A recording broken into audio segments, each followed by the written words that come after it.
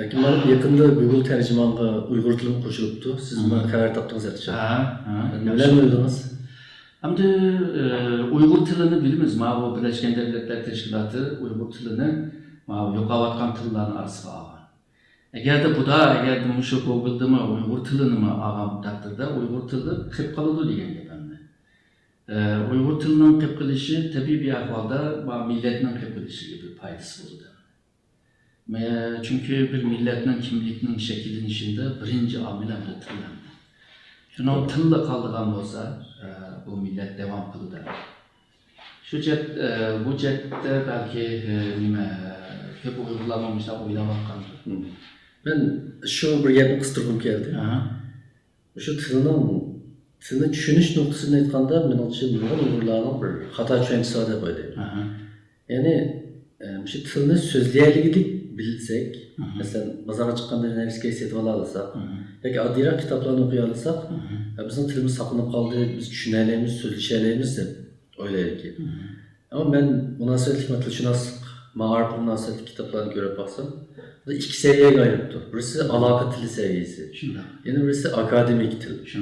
Yani ana tilinde bilim işlep çıkarılaydigan, yetküzeylaydigan, ügüneylaydigan ve ügüteylaydigan til boğa vakittan, ondan ki bu til akademik til bulduğu depti. Doğru. Bu noktada aytkanda tilin saqlanıp kalışı dinimizde.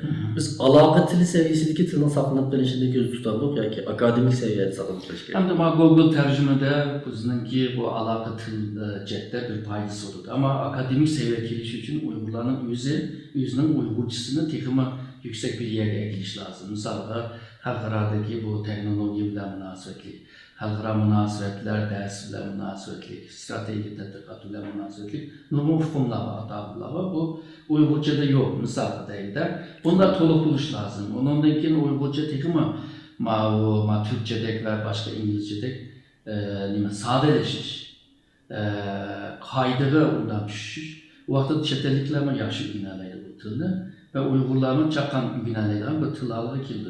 Çünkü bununki standartleşme, yani mukumlaşma, ölçemleşiş naydım oyun.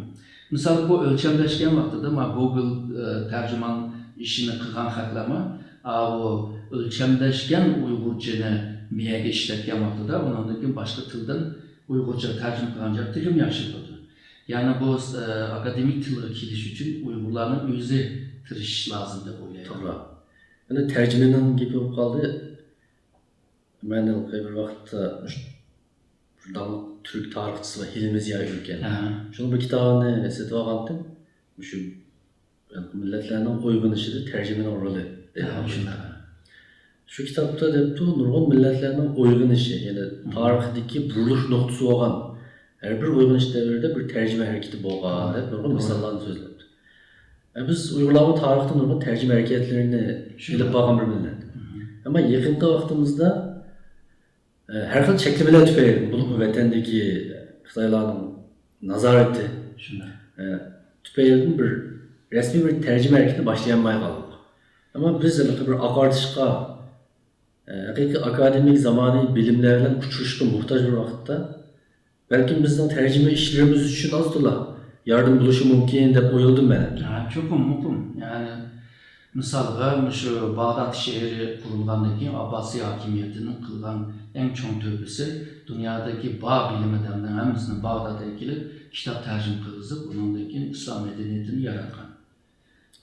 Bu şu kitap tercüme. Onundaki 15. asırdaki Avrupalıklarla şu Müslümanlarla ki yaratkan medeniyetini tercüme kılıp onundaki Rönesans, onundaki pozitivizm gece terakki kılgan.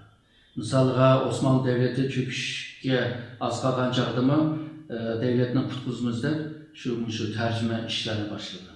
Mançur İmperiyasımı yıkılışını aldığımı yanımışını tercüme işlerini ekmek belge. Hazırlıca Xitay bunu enine kılıbilir. Hatta tercüme nimeleri var, ofisleri var, tercüme büroları var, organları var. Bu devletle bir vas bağlanma. Ama misalda Türkiye'de bunda bir organ yok hazır. Şunlara bu tercüme eser aslında derhal başka devletlerinin ya da başka mütehassislerinin ya ki bu ilim adamlarının yazgan eserlerini derhal okuyuş. Misalga deyli, bir Uygur İngilizce bildi ama Rusça bilmeydi. Ya ki Brezilya yani İspanyolca bilmeydi deyli. Ama şu Google tercüme bile %100 olmasına bir kısmını ügüneleydi. Nim davadıdı, nim demeyvadıdı. Mesela Xitay bunu yaxşı kılvadıdı. Amerika'da Xitay hakkında bir kitap çıkıp kalsa, bir ayının içinde de Xitay'ın bazarında satalaydı.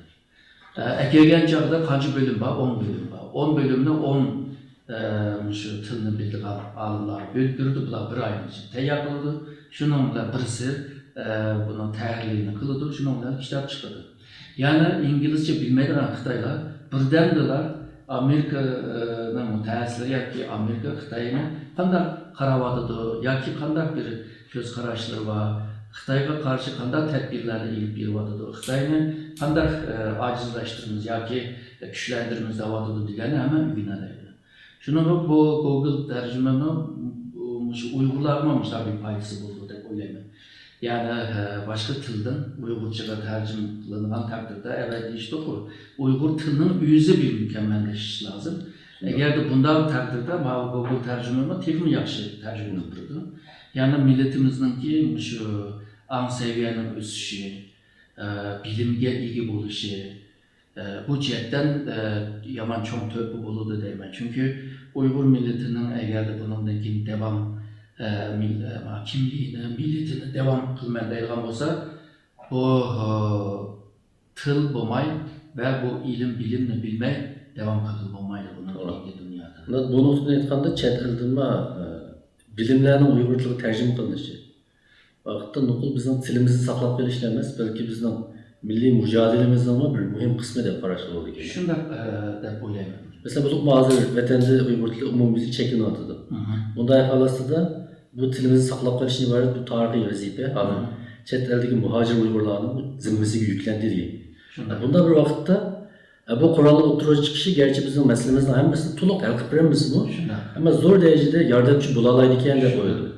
Mesela Tülgün'ün yakın ben bazı okşamakan tekstlerini çaplap tercüme kılırıp baktım. Hazırda qarab baksam siyasi haberlerinin to'g'rilik nisbati ham yuqori ekan. Ba'zi texnik haberlarning ham yuqori. Ammo yana ba'zi tilga bo'lgan inchikiligi va nafsligiga bo'lgan talab yuqori tekstlarning tarjimasi yana xatolik ko'p. Ammo umumiy jihatdan davomli mükemmelleşmesi mumkin. Shunda buni belki bu programlarni qilayotgan Uyg'urcha bilgan ya da Uyg'urlar bo'lishi mumkin.